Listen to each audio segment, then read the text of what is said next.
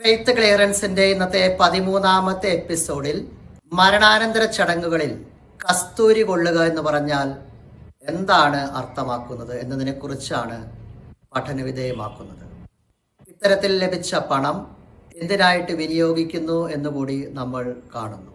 പാരമ്പര്യമനുസരിച്ച് നമ്മുടെ ബന്ധുമിത്രാദികളുടെ മരണാനന്തര കർമ്മങ്ങളിൽ പ്രാർത്ഥനകളുടെ അവസാനം സമർപ്പിക്കുന്ന തുകയാണ് കസ്തൂരി കൊള്ളുക എന്നതുകൊണ്ട് അർത്ഥമാക്കുക. ഇങ്ങനെ ലഭിക്കുന്ന തുക ഏതു കാര്യത്തിനാണ് ഉപയോഗിക്കുന്നത് എന്നത് നമ്മളിൽ പലർക്കും അറിയാത്ത കാര്യമാണ്. അങ്ങനെ ലഭ്യമാകുന്ന തുക മരിച്ചുപോയ ആത്മാക്കളുടെ രക്ഷയെ പ്രതി വിശുദ്ധ കുർബാന, ഒപ്പീസ് തുടങ്ങിയവ അർപ്പിക്കുന്നതിന് വേണ്ടിയിട്ടാണ് ചെലവഴിക്കുക.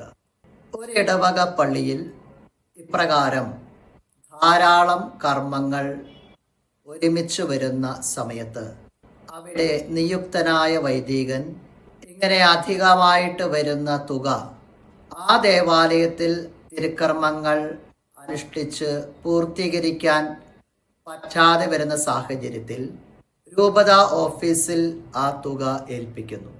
രൂപത ഓഫീസിൽ നിന്നും മറ്റ് ഇടവകകളിലേക്ക് ഇത്തരത്തിൽ തിരുക്കർമ്മങ്ങൾ ലഭ്യമാകാത്ത ഇടവക ദേവാലയത്തിലേക്ക് അവിടുത്തെ വൈദികരെ ആ തുക ഏൽപ്പിക്കുന്നു. അങ്ങനെ അവിടെ ആ നിയോഗത്തിൽ ഈ വിശുദ്ധ കുർബാനയും ഒപ്പീസും മറ്റ് തിരുക്കർമ്മങ്ങളും അനുഷ്ഠിച്ച് ഈ തുകയുടെ നിയോഗങ്ങൾ പൂർത്തീകരിക്കുകയാണ് ചെയ്തു വരുന്നത്. അല്ലാതെ ഇങ്ങനെ വരുന്ന തുക ഇടവകയോ വൈദികരോ കപ്പ്യാരോ അല്ല കൈപ്പറ്റുന്നതെന്ന് നാം അറിഞ്ഞിരിക്കേണ്ടതാണ്.